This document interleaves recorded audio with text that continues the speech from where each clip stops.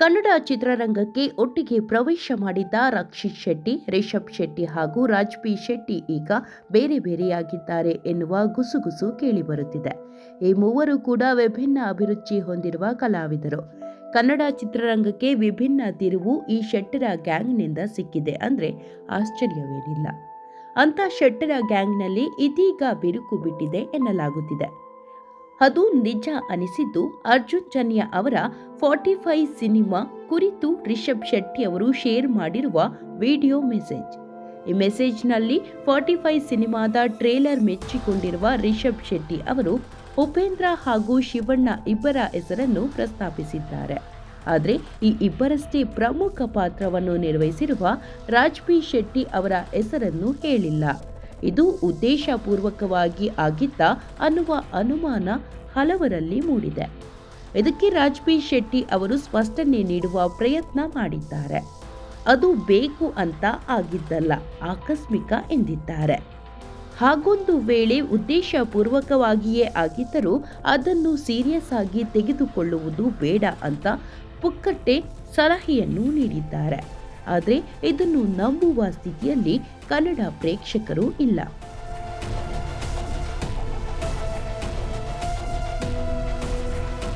ಶೆಟ್ಟರ gang ಹೊಡೆದು ಹೋಗಿದೆ ಅನ್ನುವುದಕ್ಕೆ ಇಂಥ ಹಲವು ಘಟನೆಗಳಿವೆ. ಆ ಎಲ್ಲವನ್ನೂ ಒಂದಕ್ಕೊಂದು ಲಿಂಕ್ ಮಾಡುತ್ತಾ ಹೋದ್ರೆ ಇರಬಹುದೇನೋ.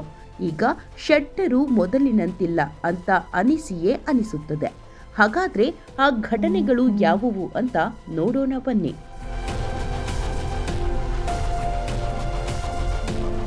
ಘಟನೆ 1. ಮೊದಲು ಬಿಡುಗಡೆಯಾಗಿದ್ದ ಕಾಂತಾರ ಭರ್ಜರಿ ಸಕ್ಸಸ್ ಕಂಡಿತ್ತು. ನಿರ್ದೇಶನ, ನಟನೆ ಎಲ್ಲವೂ ರಿಷಬ್ ಶೆಟ್ಟಿ ಅವರದ್ದೇ. ಆದರೂ ವರಾಹ ರೂಪಂ ಹಾಡಿನ ಕೊರಿಯೋಗ್ರಫಿ ಮಾಡಿದ್ದವರು ರಾಜ್ಬಿ ಶೆಟ್ಟಿ. ಈ ವಿಷಯವನ್ನು ರಿಷಬ್ ಶೆಟ್ಟಿ ಹೋದಲ್ಲೆಲ್ಲ ಹೆಮ್ಮೆಯಿಂದ ಹೇಳಿಕೊಂಡಿದ್ರು. ನಂತರ ಕಾಂತಾರ ಚಾಪ್ಟರ್ 1 ಸೆಟ್ ಏರಿತು. ಆದರೆ ರಾಜ್ಬಿ ಶೆಟ್ಟಿ ಅವರಿಗೆ ಅವಕಾಶವಿಲ್ಲ. ಚಿತ್ರ ರಿಲೀಸ್ ಆಗಿ ಸಕ್ಸಸ್ ಆಗಿ 100 ಕೋಟಿ ಕಲೆಕ್ಷನ್ ಮಾಡಿ ರಾಷ್ಟ್ರ ಮಟ್ಟದಲ್ಲಿ ಸದ್ದು ಮಾಡಿದ್ರು ರಾಜ್ಬಿ ಶೆಟ್ಟಿ ಕನಿಷ್ಠ ಒಂದು ವೇದಿಕೆಯಲ್ಲೂ ಕಾಣಿಸಿಕೊಂಡಿಲ್ಲ. ಬಹಿರಂಗವಾಗಿ ಎಲ್ಲಿಯೂ ಸಂಭ್ರಮಿಸಿದ್ದು ಕಾಣಿಸಿಲ್ಲ.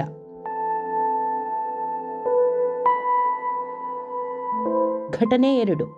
ಅದೇ ಕಾಂತಾರ ಗೆದ್ದಾಗ ರಕ್ಷಿತ್ ಶೆಟ್ಟಿ ಸಂಭ್ರಮಿಸಿದ್ದ ರೀತಿಯನ್ನು ಬಹುಶಃ ಯಾರೂ ಮರೆತಿಲ್ಲ. ಥಿಯೇಟರ್ ಎನ್ನುವುದನ್ನು ಮರೆತು ರಕ್ಷಿತ್ ಶೆಟ್ಟಿ ಓಡಿ ಹೋಗಿ ರಿಷಬ್ ಶೆಟ್ಟಿಯನ್ನು ಅಪ್ಪಿಕೊಂಡಿದ್ರು. ಇದನ್ನು ಕಂಡು ಗೆಳೆತನ ಅಂದರೆ ಹೀಗಿರಬೇಕು ಅಂತ ಇಡೀ ಚಿತ್ರರಂಗವೇ ಹಾಡಿ ಹೊಗಳಿತ್ತು. ಆದರೆ ಕಾಂತಾರ ಚಾಪ್ಟರ್ 1 ರಿಲೀಸ್ ಆಗಿ ಗೆದ್ದು ಬೇಗಿದ್ರು ರಕ್ಷಿತ್ ಶೆಟ್ಟಿ ಮಿಸ್ಸಿಂಗ್. ಟ್ವಿಟರ್ನಲ್ಲಿ ಒಂದು ವಿಶ್ ಮಾಡಿದ್ದು ಬಿಟ್ರೆ ಬೇರೆಲ್ಲೂ ಕಾಣಿಸಿಕೊಂಡಿಲ್ಲ.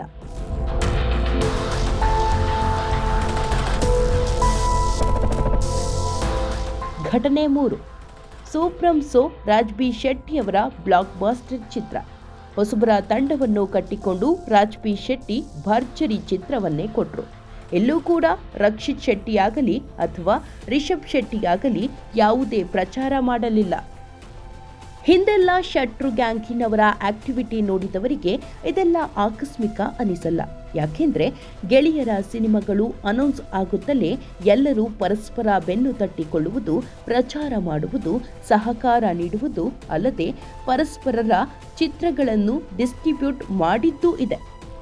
ಆದರೆ ಸೂಪ್ರಂ ಸೋ ವಿಷಯಕ್ಕೆ ಬಂದಾಗ ಗೆಳೆಯರ ಅನುಪಸ್ಥಿತಿಯಲ್ಲಿ ರಾಜ್ಬಿ ಶೆಟ್ಟಿ ಒಬ್ಬರೇ ತಮ್ಮ ಚಿತ್ರವನ್ನು ಗೆಲ್ಲಿಸಿಕೊಂಡ್ರು. ಮಿಕ್ಕ ಇಬ್ಬರು ಕನಿಷ್ಠ ಸೋಷಿಯಲ್ ಮೀಡಿಯಾದಲ್ಲಿ ಒಂದು ಪೋಸ್ಟ್ ಕೂಡ ಹಾಕಲಿಲ್ಲ.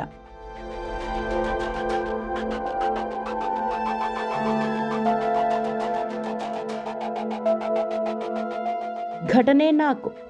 ಈಗ 45 ಚಿತ್ರದ ಪ್ರಮೋಷನ್. ಈ ಚಿತ್ರದ ರಿಷಬ್ ಶೆಟ್ಟಿ ಅವರ ವಿಡಿಯೋದಲ್ಲಿ ಶಿವಣ್ಣ ಹೆಸರಿದೆ, ಉಪೇಂದ್ರ ಅವರ ಹೆಸರಿದೆ, ಅರ್ಜುನ್ ಜನ್ಯ ಕೂಡ ಇದ್ದಾರೆ. ಆದರೆ ರಾಜ್ಬಿ ಶೆಟ್ಟಿ ಅವರ ಹೆಸರೇ ಮಿಸ್. ಇದು ಉದ್ದೇಶಪೂರ್ವಕವೇ? ಗೆಳೆಯನ ಹೆಸರನ್ನು ಹೇಳದಷ್ಟು ಪರಸ್ಪರ ನಡುವೆ ಬಿರುಕು ಇದೆಯೇ ಎಂಬ ಹಲವು ಪ್ರಶ್ನೆಗಳಿವೆ. ಆದರೆ ಯಾವುದಕ್ಕೂ ಉತ್ತರವಿಲ್ಲ. ಸದ್ಯಕ್ಕೆ ರಾಜ್ಬಿ ಶೆಟ್ಟಿ ಅವರು ಈ ಘಟನೆಯನ್ನು ಬ್ಯಾಲೆನ್ಸ್ ಮಾಡುವ ಪ್ರಯತ್ನ ಮಾಡಿದ್ದಾರೆ. ಈಗ ನಾನೇ ಸಿನಿಮಾ ಬಗ್ಗೆ ಮಾತನಾಡುವಾಗ ಸಹಜವಾಗಿ ಫಸ್ಟ್ ಹೇಳೋದು ಶಿವಣ್ಣನ ಹೆಸರು, ನಂತರ ಉಪ್ಪಿ ಸರ್ ಹೆಸರು, ಆಮೇಲೆ ಹೇಳೋದು ಅರ್ಜುನ್ ಜನ್ಯ ಹೆಸರು. ನಾನು ಈ ಸಿನಿಮಾದಲ್ಲಿ ಒಂದು ರೋಲ್ ಪ್ಲೇ ಮಾಡಿದ್ದೇನೆ.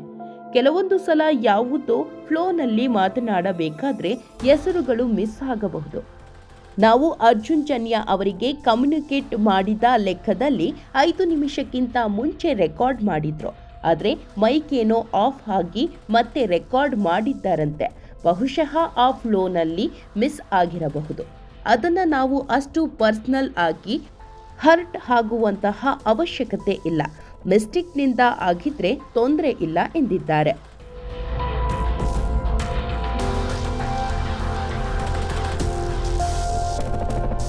ರಾಜ್ಬಿ ಶೆಟ್ಟಿ ಅವರೇನು ನಾವು ಇನ್ನೂ ಚಿಕ್ಕ ಮಕ್ಕಳಲ್ಲ, ಯಾವ ಜಗಳ ಮನಸ್ತಾಪಗಳು ಇಲ್ಲ, ಅದೆಲ್ಲ ಕಾಲೇಜು ದಿನಗಳಲ್ಲಿಯೇ ಮುಗಿದವು ಎಂದಿದ್ದಾರೆ. ಹಾಗೆಯೇ ಕಾಂತಾರದಿಂದ ದೂರ ಉಳಿಯೋಕೆ ನನ್ನದೇ ಆದ ಕಾರಣಗಳಿವೆ. ಅವು ರಿಷಬ್ ಅವರಿಗೂ ಗೊತ್ತು. ಮುಂದಿನ ದಿನಗಳಲ್ಲಿ ಕೂಡ ಅವಶ್ಯಕತೆ ಇದ್ದರೆ ಒಟ್ಟಿಗೆ ಕೆಲಸ ಮಾಡುತ್ತೇವೆ ಎಂದೆಲ್ಲ ಸ್ಪಷ್ಟನೆಯನ್ನು ಕೊಟ್ಟಿದ್ದಾರೆ. ಆದರೆ ಪ್ರೇಕ್ಷಕರು ಕನ್ವಿನ್ಸ್ ಆಗಿಲ್ಲ.